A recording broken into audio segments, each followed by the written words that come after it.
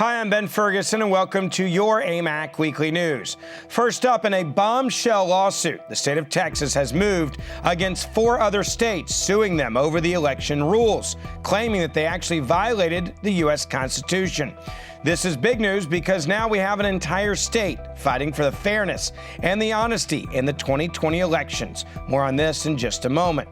Up next, we thought that the left couldn't get even more insane, but now they're actually finding ways to ruin a child's Christmas. That's right. There's a leftist Santa Claus that decided in public to crush and make a child cry because of what he asked for from Santa. I'll give you the details on that in just a moment. And finally, this week, as we remembered the tragic events of Pearl Harbor, AMAC announced its move to take its veteran support commitment to a higher level with the launch of the Veterans 2021 Project. We have AMAC's own Bobby Charles and Jerry Hafer here to tell us more. All of that coming up in just a second. But a quick reminder, if you haven't shared this video, make sure you hit that share button right now so that your family and friends will hear everything we have to say today in this program. Your AMAC Weekly News starts right now.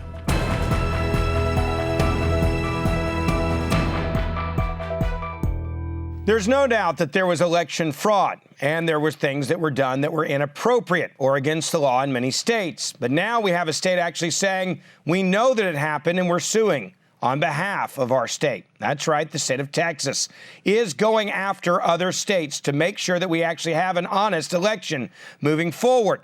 They have decided to sue Pennsylvania, Michigan, Wisconsin, and Georgia at the Supreme Court over election rule violations. The Texas Attorney General, Ken Paxton, is calling these states out for tainting the integrity of the vote across the entire country.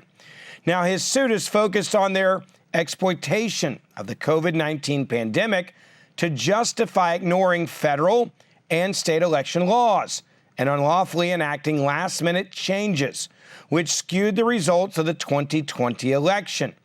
Now, these last-minute changes by these states are also under fire because they allowed for illegal votes to be cast, and they disenfranchised legal voters in all of the other states, including Texas, they claim in the lawsuit. Senator Ted Cruz has agreed even to join the Trump legal team and present oral arguments if he's given the opportunity at the Supreme Court to help in this lawsuit. Now, I want you to see what he had to say about his decision on Fox News Channel. Take a look. We're seeing across the country lawsuits that are challenging voter fraud, that are challenging irregularities in the election. And in Pennsylvania, this appeal to the Supreme Court raises very serious issues. It raises pure issues of law. And I believe the Supreme Court should choose to take the case. I think they should hear the appeal. And as you noted, the legal team reached out and asked if I would be willing to present the oral argument if the court took the case, and I told them I'd be happy to, because particularly at a time when this country is so divided, when people are so angry, I think we need a sense of resolution, and we need the Supreme Court to step in and ensure that we're following the Constitution and following the law. Right now, it's not healthy for our democracy what we're seeing, and in Pennsylvania, the problem was made worse because the Pennsylvania Supreme Court is a partisan Democratic court that has issued multiple decisions that were just on their face contrary to law. And that's not how elections are supposed to work. Now, regardless of the Supreme Court's decision, what Ted Cruz is doing is absolutely right. Texas as well, standing up, is also sending a signal that some of the other states in this country are listening to the people and are ready to fight for the integrity of all of our elections moving forward. Why? Because they want to make sure that what just happened never happens again. We must hold these states accountable, and the only way to do that is through these lawsuits. Now, I want to be clear. This may not prevent Joe Biden from stepping into the Oval Office in January. However, it will absolutely have an impact on the president and the elections moving forward. That is why this court case is so valuable. Now, Texas filing the suit directly in the Supreme Court is also, a good move because it presents a compelling case to the highest court in the land, especially while we're under, the clock before inauguration, January the 20th. These 4 states have violated the Constitution in 2 ways, Texas says. They violate the Electors Clause of Article 2 of the Constitution by changing rules of the election without going through state legislators. They also violate the Constitution, Texas says, when individual counties within these states change the way they would receive, evaluate, or treat ballots. Now, this case is presented based on a pure question of law. It's not a case dependent on any disputed facts. It's not about people being whistleblowers. This is about the integrity of the election. It is not fair and not right for the vast majority of states to follow the Constitution, Texas says, and have many of their votes canceled out because 4 different states decided to change the rules at the very last moment. Now, thankfully, we now have a state standing up for all of us, and I believe more will follow suit. We here at AMAC will keep you updated on this battle for the integrity of your vote and to make sure that all of our voices are heard in Washington. If there's anything that I think all Americans can agree on this Christmas, it's this year's been a really hard year on everyone. And thank goodness it's Christmas time, so it's supposed to be the best time of year. And many parents are trying to salvage this magical moment for their children. And that means seeing Santa Claus. Well, it looks like liberals have gone so insane that they've actually taken to destroying the dreams of children using their liberal ideologies. This is not a joke.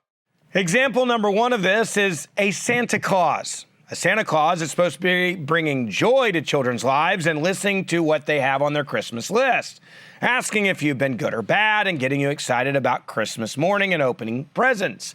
Well, this video has now gone viral of a Santa Claus making a child cry because that child decided to ask for the wrong gift, a gift that Santa Claus thought no child should have.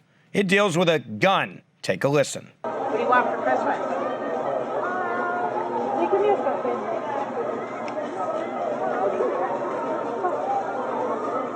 You don't know? What? No guns. Nerf gun? No, not even a Nerf gun. No. If your dad wants to get it for you, that's fine, but I can't bring it to you. But what else would you like? There's lots of other toys. There's Legos, there's bicycles, there's cars and trucks. What do you think? What do you think? It's okay if your dad...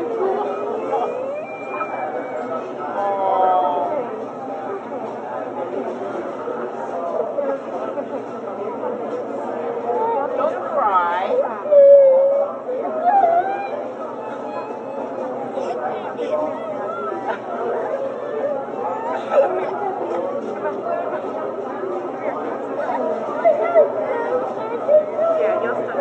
It's okay. Hey, buddy. Leave it to a liberal Santa Claus to ruin a child's Christmas. This so-called Santa just informed a child that he would not be getting him anything related to a gun. He actually went so far as to say he wouldn't even be giving out Nerf guns this Christmas. You know, the bright guns that kids play with and they shoot these little foam targets? Yeah, can't even have that now because Santa said so. This Santa decided it was more important to push his liberal anti-gun beliefs than create a magical moment for a child. Rather than getting a Nerf gun, this child got a political lump of coal from a liberal Santa in the new woke world that we live in.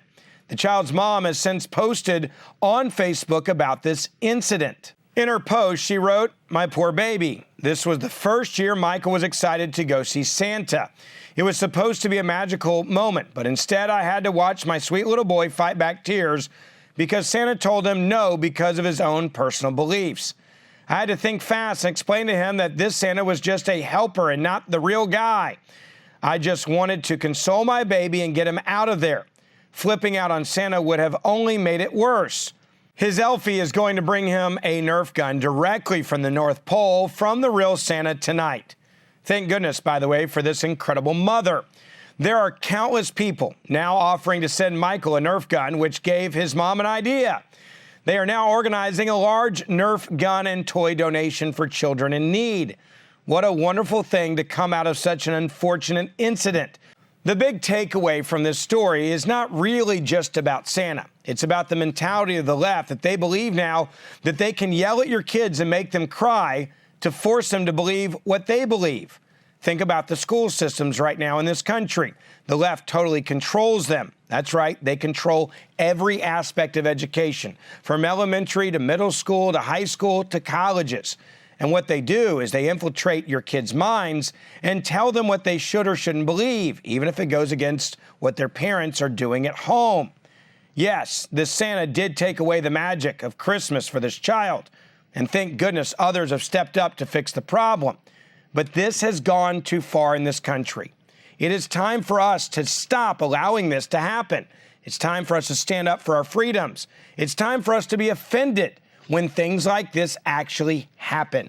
And AMAC is here to help you fight back against the attempts of the left to take over every aspect of our lives.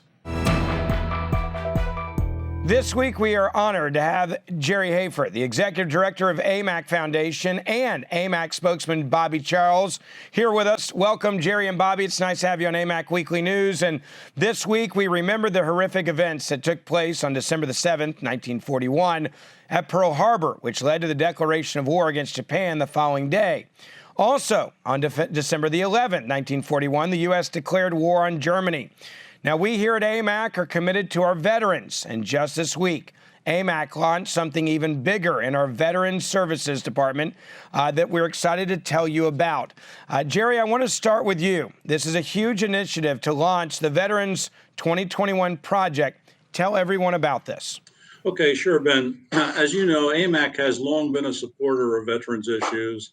In fact, a substantial portion of our membership base are veterans, about a quarter of our total membership, and about three-quarters of our total membership has some connection to a veterans family. So we have been very interested in supporting veterans initiatives. In fact, our founder, Dan Weber, is an Air Force veteran and has always taken an interest in supporting veterans initiatives.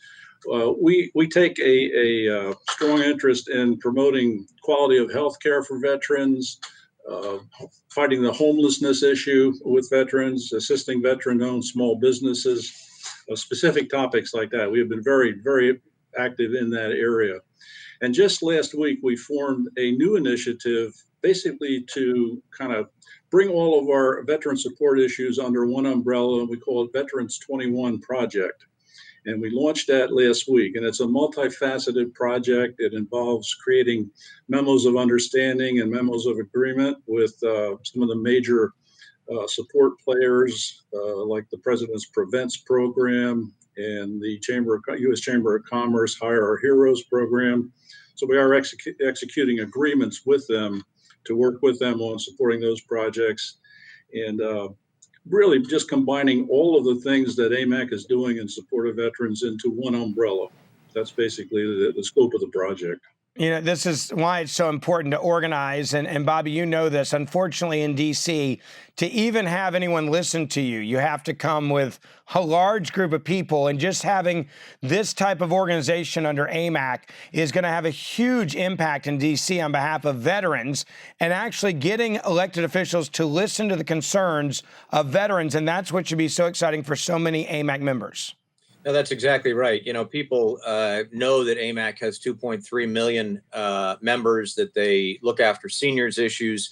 But I think in many ways, this initiative turns AMAC also into what they call a VSO, a veteran service organization. It really is coordinating now with all of the other veteran service organizations to press forward both their initiatives and initiatives that AMAC believes are important for veterans. And, you know, you have to think about it for a minute. 7% of this country are veterans. Have served this country in uniform in the military. Only 0.5% of our population are actually in uniform today. We owe these people everything. And that's why AMAC is stepping up. As Jerry said so well, a large portion of our membership are patriots, have followed that line in their lives or have a family member that did. And the point is here to make sure that they have not only health benefits, but Social Security related benefits. They can dial up, they can email, they can get access to these things, to get the legislation that also supports them, and perhaps even things like part-time work or full-time work, working through programs that either the government or VSOs are using to try to drive home the opportunities for veterans. Look, we owe everything to our veterans. And I think at the end of the day, what AMAC is really trying to do is put a laser light on this part of the membership so that everybody understands we're here for you, and we should be here for you. Jerry, for so many veterans that may be seeing this, or family members that are helping with their family members that are veterans, where can they get more information about this project and what all is going to be under this umbrella? Well, the first place to go to would be the AMAC Foundation website. On the news and interesting information page, there's an announcement about the project launched last week. That would be a good place to start. And in that announcement, you'll see references to a clearinghouse of resources that we've made as part of the program. The foundation website, which is amacfoundation.org, has embedded into it a clearinghouse of hundreds and hundreds of sources of information pertinent to veterans. For example, we have a page on there that lists legislative initiatives that are active in Congress supporting veterans, and there's information for people that are interested in that particular aspect of the name of the bill that's in Congress, who supported it, the press release about it. And so it's basically a collection of information about legislative action on support of veterans.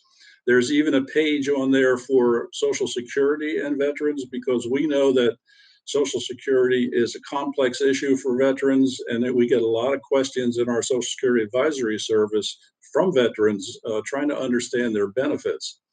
And there are about 24 other categories of information, programs, websites that are of interest to veterans.